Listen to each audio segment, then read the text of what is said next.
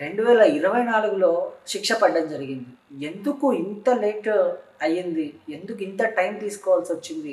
ఇలాంటి అనేక విషయాలపై మనతో చర్చించేందుకు ఆధ్యాత్మికవేత్త మరియు క్రిమినల్ లాయర్ అయినటువంటి విజయలక్ష్మి గారు మనతో ఉన్నారు. ఆమెతో మాట్లాడదాం. నమస్తే మేడం. నమస్తే.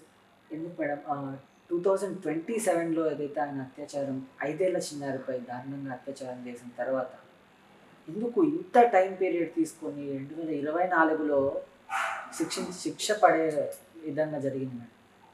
ఒకటేమ్మా, కొన్ని కొన్ని కేసెస్లో ప్రెషర్స్ ఉంటాయి. సో ఆ కోర్ట్ కేసులు ఏంటంటే ఫాస్ట్ ట్రాక్ వెళ్తాయి.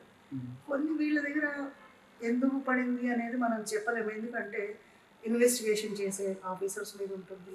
వాళ్ళకి ఎవిడెన్సెస్ దొరకాలి. ఆ దొరికినవన్నీ కోర్టుకి సబ్మిట్ చేయాలి.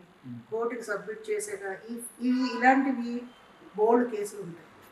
ప్రతి కోర్టులోని కేసులు ఎక్కువైపోతున్నాయి. తర్వాత జడ్జెస్ ట్రాన్స్ఫర్స్ అయిపోతూ ఉంటారు.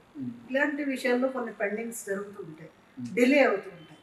సో డిలే అయింది. కానీ నార్మల్గా చూస్తే నేను ఒక అడ్వకేట్గా కాకుండా నార్మల్ హ్యూమన్ బీయింగ్గా ఒక యాజ్ ఏ లేడీగా చూస్తే కనుక ఇలాంటి వాళ్ళకి మాత్రం ఇన్ని రోజులు అక్కడ కూర్చోని పెట్టి వాళ్ళకి సకల సదుపాయాలు సకల మర్యాదలు చేసి వాడికి ఫుడ్ బెడ్ అన్నీ ఇచ్చి చక్కగా పడుకోరా తినరా అని పెంచి పోషించి అదంతా మన ట్యాక్స్ డబ్బే కదా. ఒకసారి తీసేయాలి. ఇలాంటి వాళ్ళని ఎన్కౌంటర్ చేసి పడేయాలి. మళ్ళీ ఇలాంటివి ఇంకొకళ్ళ దగ్గర జరగకుండా ఉంటాయి. మనం హైదరాబాద్లోనే చాలా జరిగాయి. వాటికి అందరినీ చాలా ఎన్కౌంటర్స్ చేశారు. వీడిని ఇన్ని రోజులు ఉంచారంటే వేస్ట్. ఇన్ని రోజులు వాడిని ఉంచకూడదు, తీసేయాలి. చీడ పురుగు అని అంటే ఏదైనా చెద పడుతుంది అంటే ఏం చేస్తాం మనం? చెద నివారణకి ఏదో మందు తక్షణం వాడతాం, లేకపోతే మొత్తం అంతా ఇల్లంతా చెద పట్టేస్తుంది.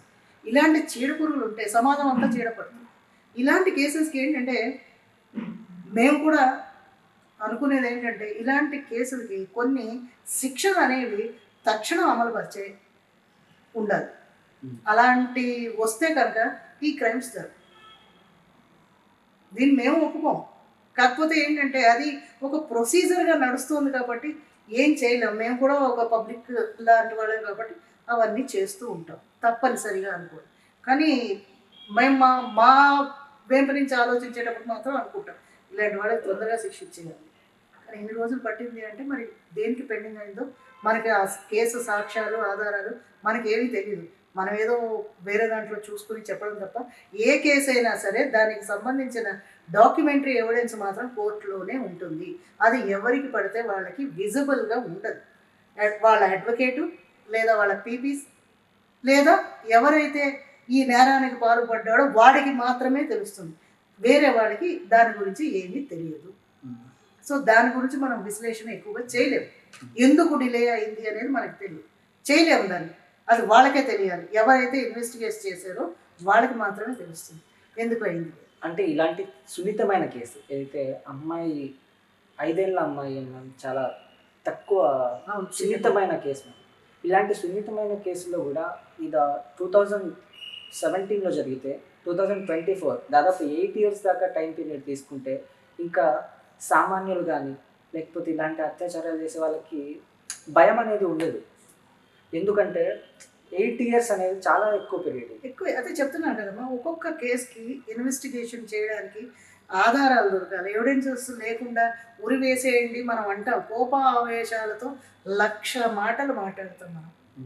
ఇన్ కేస్ వాడు కనుక చెయ్యకపోయి వేరే వాడు చేసిన నేరం కనుక వీడి మీద పడితే వీడిని ఉరి తీసేస్తే అయ్యో అని అనుకున్న ఆ ప్రాణం రాదు కదా. అందుకే ఇంత డిలే అవుతుంది. కొన్ని కొన్ని కేసెస్లో ఇంత డిలే అవ్వకూడదు అని మనం అనుకుంటాం ప్రజలు.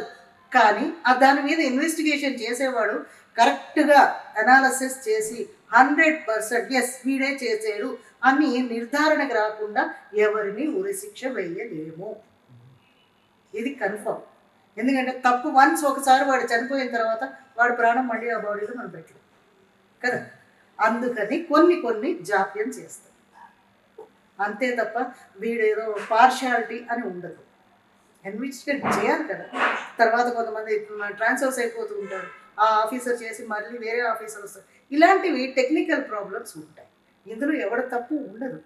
ఇది దురదృష్టకరం ఇన్ని రోజులు ఆగడం.